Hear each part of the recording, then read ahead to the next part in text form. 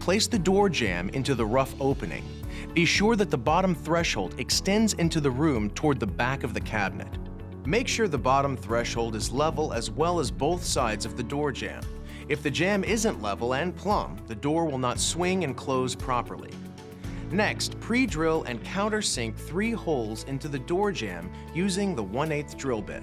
Repeat this process on the other side of the door jamb and use shims where needed.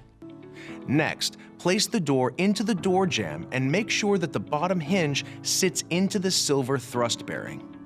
Next, press down on the bottom of the hinge lock pin to retract the 2 top pins.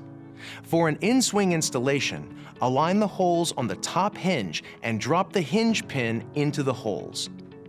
Make sure that the retractable pins on the top of the hinge lock have passed through both sides of the hinge plate.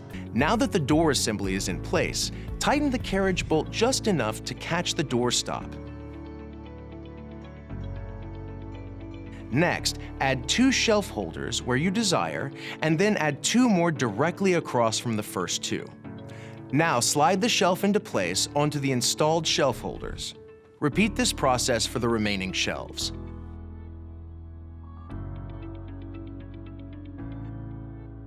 The final step is to attach the door casing.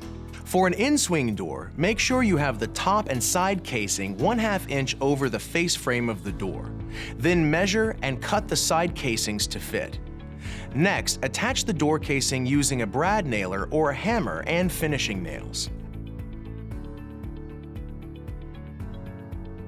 Now test the door to make sure it opens and closes smoothly. And that's it! Your new Murphy door is ready for years of use.